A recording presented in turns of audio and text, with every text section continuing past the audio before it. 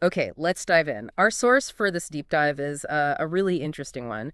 It's a single issue of a publication from February 2011, That's right.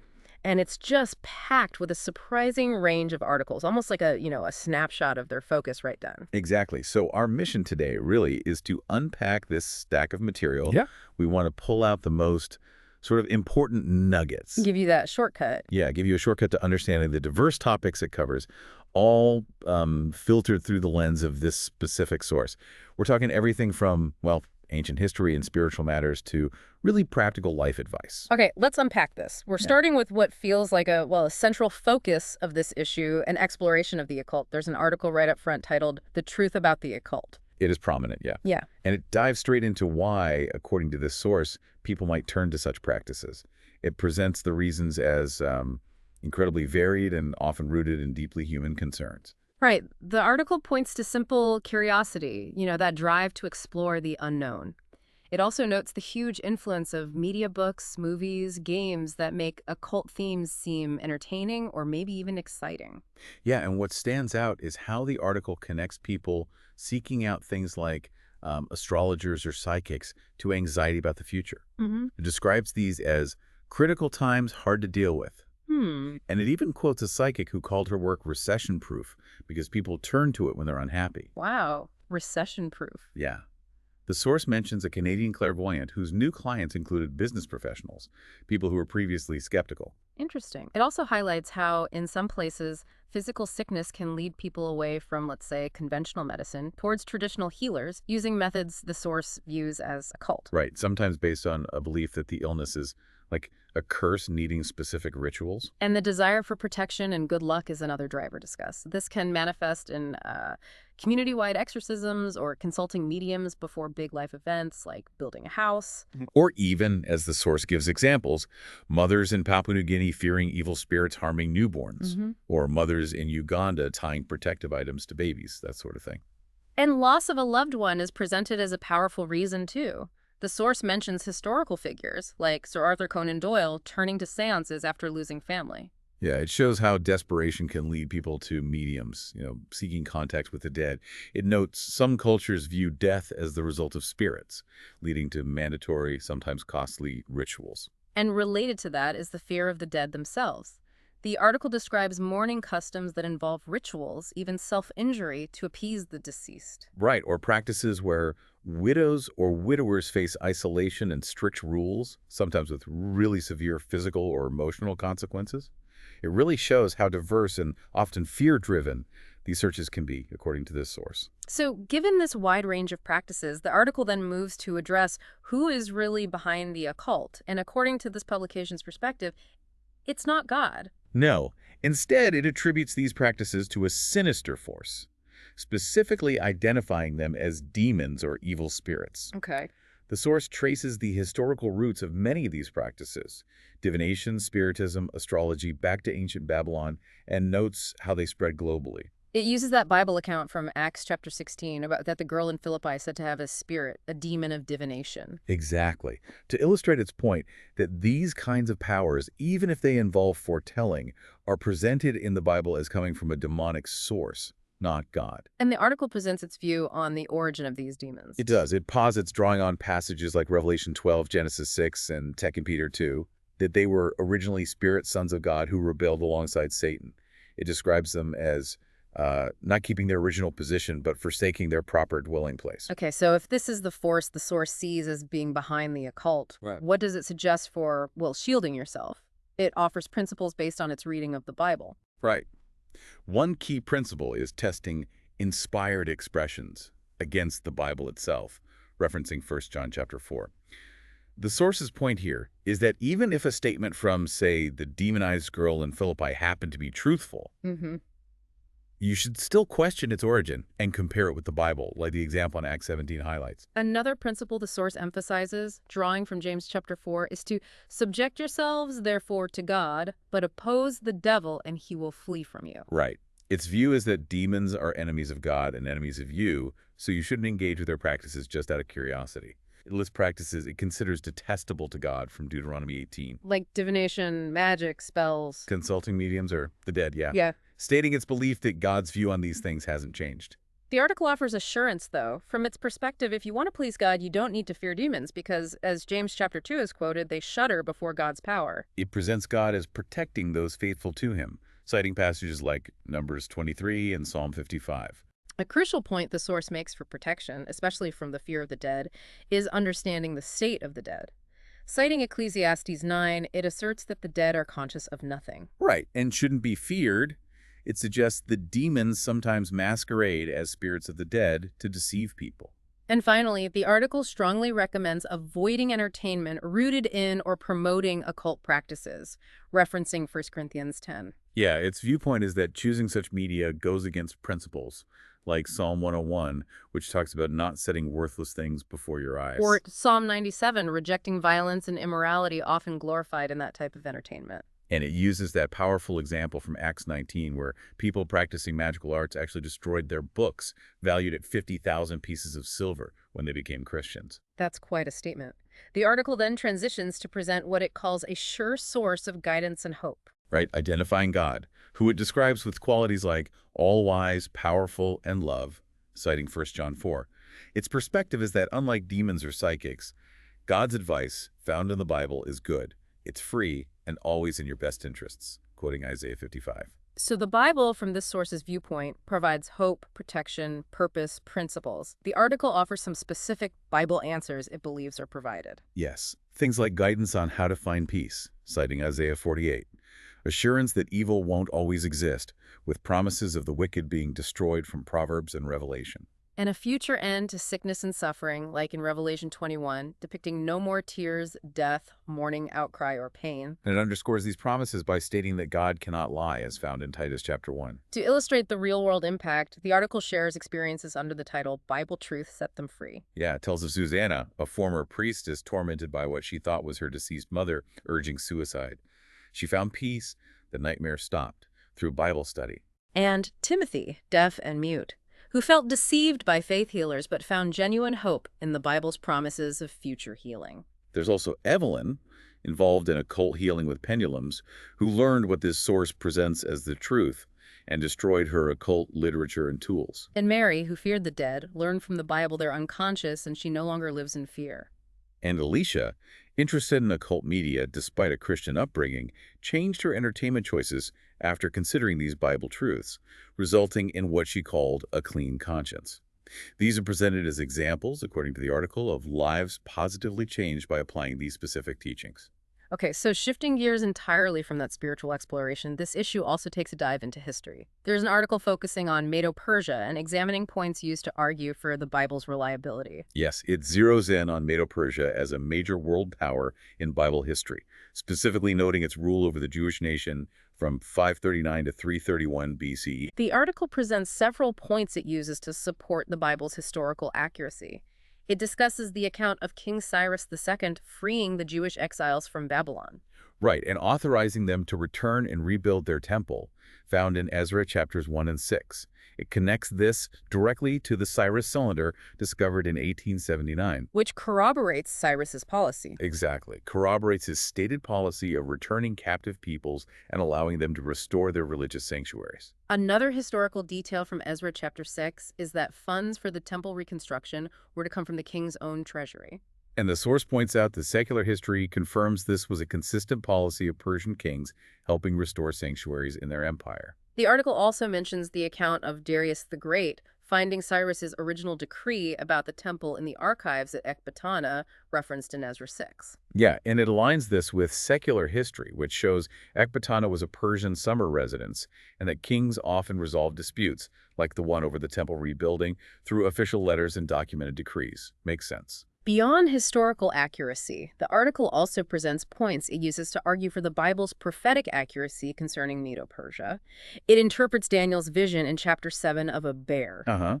As representing Medo-Persia's, quote, voracious appetite for conquest, asserting this was fulfilled by its significant territorial expansion. It also discusses the vision in Daniel chapter 8 of a ram with 2 horns, which the biblical account itself identifies as representing the kings of Media and Persia making aggressive thrusts against other nations. Perhaps most impressively, the source highlights a prophecy from Isaiah written about 2 centuries before Babylon's fall. Right. According to this article's reading, this prophecy actually names Cyrus as the conqueror and details specific aspects of his strategy. Specifically, the drawing up of the Euphrates River, which was like a moat around Babylon. Exactly, referencing Isaiah 44 and Jeremiah 50.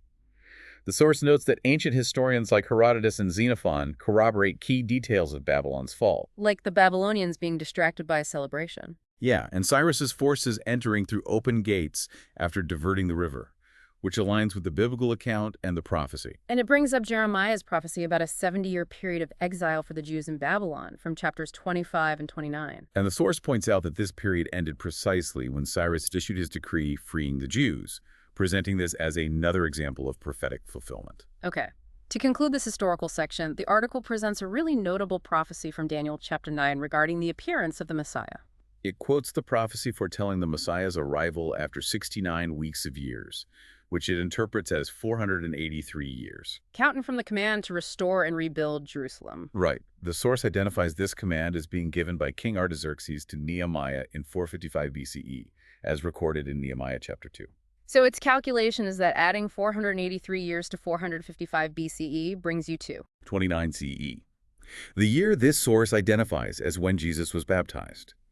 This calculation is presented as a precise fulfillment, intended to add weight to the evidence for Jesus' identity, and, as the source states, confirms hope for the future under God's kingdom. Shifting gears again, this issue contains another article that explores the complex relationship between science and the Bible. It's a big topic. This source's perspective is that science, by revealing the order, precision, and sophistication of the natural world, actually points many people towards belief in a creator. It cites Romans 1 and Psalm 19. So it's presented as revealing some aspects of God, like his power and wisdom in creation. Right. However, the article also discusses what it views as the limitations of science. It quotes the Austrian physicist Erwin Schrödinger, who felt science provided factual information but was, quote, ghastly silent about what really matters. Like questions of God and eternity. Exactly. This source's viewpoint is that science can tell us how the universe works, but only God, as revealed in the Bible, provides answers to the deeper why questions. Why the universe exists, why life exists, why suffering. And if there's hope beyond death, those kinds of questions. To counter the idea that the Bible is unscientific, the article makes the case that the Bible was scientifically ahead of its time in certain areas. Yeah, it argues that ancient Bible writers believed in one God governing the universe through precise, dependable laws referred to as statutes of heaven and earth in Job and Jeremiah. And the source suggests this belief system protected them from superstition and worshiping creation itself, as mentioned in Deuteronomy. It also points to statements in the Bible that, from its perspective, align with later scientific understanding. For instance, Genesis 1 stating the universe had a beginning.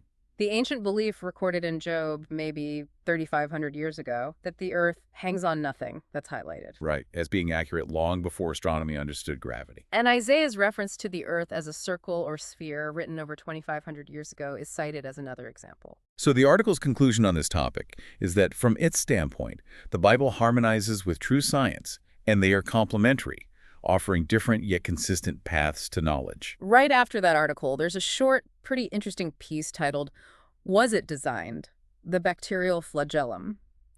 Uses this tiny structure as an example in the design versus chance debate.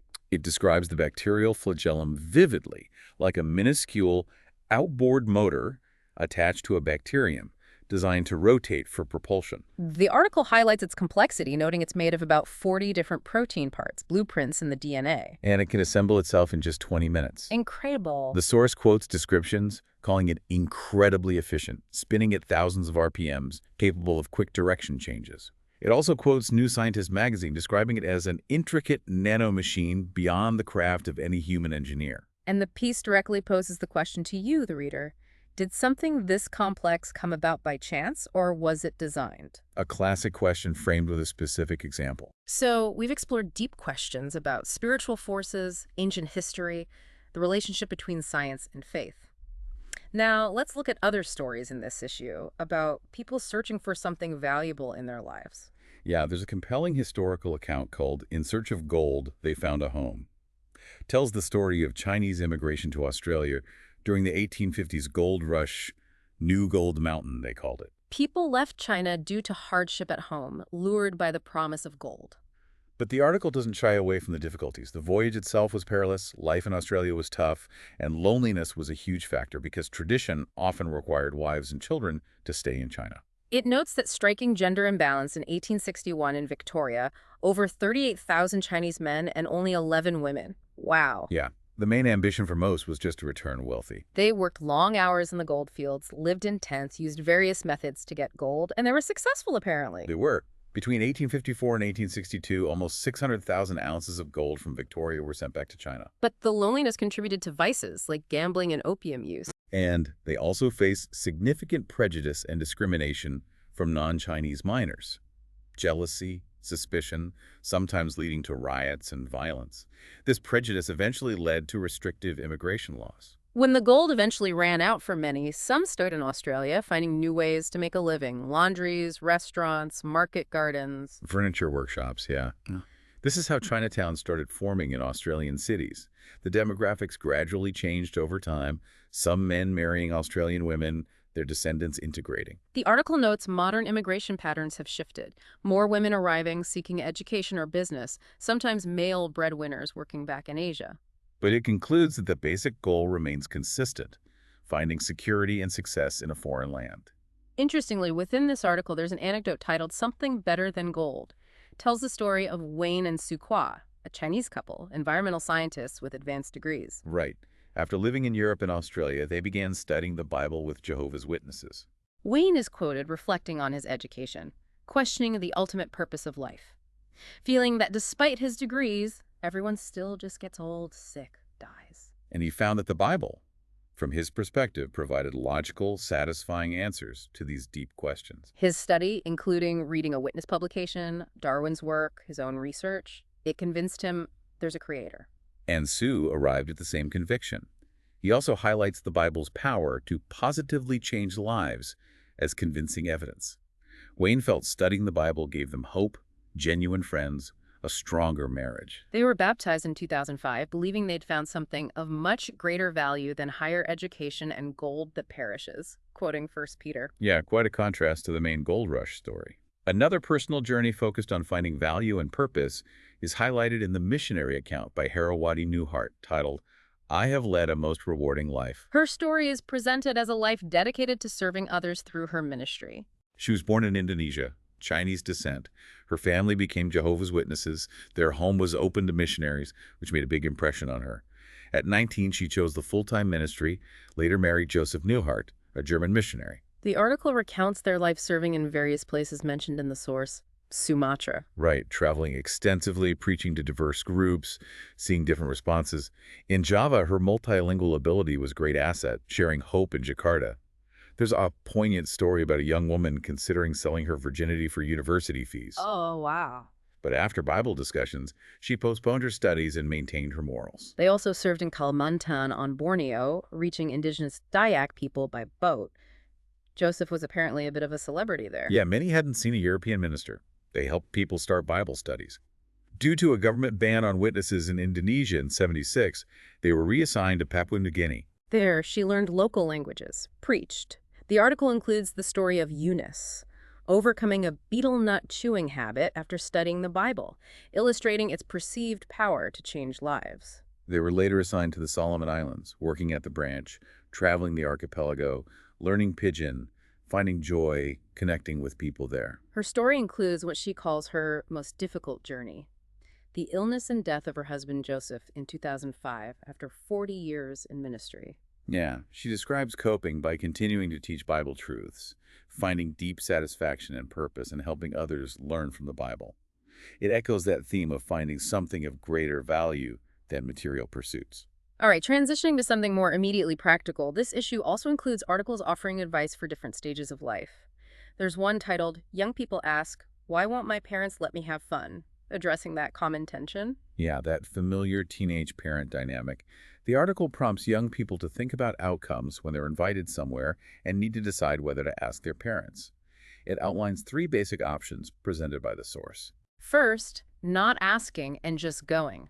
which the source views as unwise, deceitful, hurtful. Right, likely negative consequences. Mhm. Second, not asking and not going, maybe because the activity isn't right or just lacking courage to ask, which could lead to feeling left out. And the third option recommended is asking their parents and seeing what happens, framed as showing respect, avoiding sneaking around, giving a chance to explain. And the article explores why parents might say no.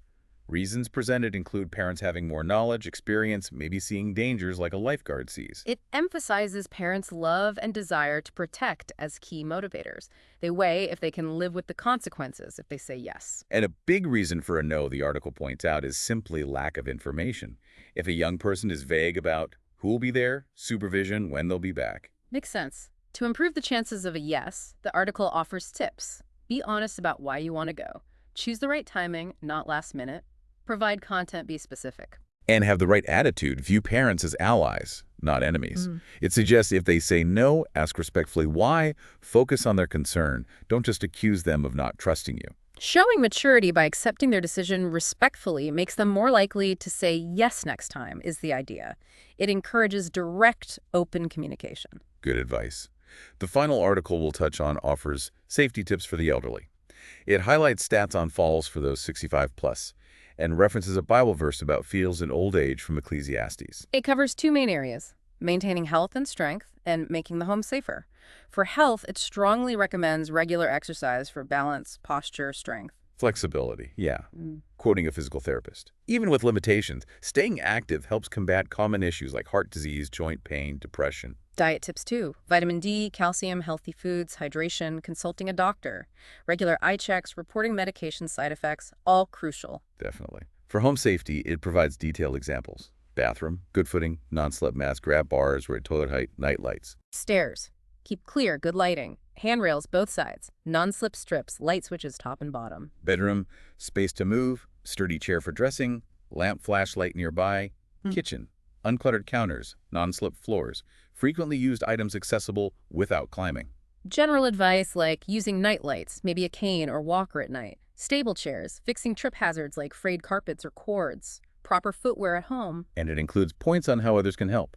Tactfully reviewing the checklist, assisting with repairs, meals, walks, exploring government assistance. It concludes by emphasizing the Bible's direction to respect the elderly, citing Daniel and Exodus, viewing this respect as reflecting a fear of God. Assisting them can be a pleasure. It even briefly mentions those electronic emergency devices like pendants or wristbands for summoning help after a fall, especially for those living alone. Practical stuff. Wow. So just in one issue of this publication from 2011, we've taken a deep dive into, well, exploring spiritual forces and why people turn to them, examine claims about ancient history and Bible reliability. Look at how this source views science and faith. Heard personal stories of searching for value goldfields to global missionary work. And picked up practical advice for young people dealing with parents and safety tips for the elderly. It really is quite a journey through a diverse set of topics, all presented through the specific viewpoint and insights within this single stack of source material. Our aim was really just to give you a quick yet thorough understanding of the key points this publication was making back then. And that brings us to a final thought for you to consider. In a world just brimming with information, countless sources of advice, and widely varying perspectives on everything from history and science to safety and spirituality, how do you evaluate those sources? How do you decide what information provides genuine guidance, offers real security, or presents a reliable hope for the future?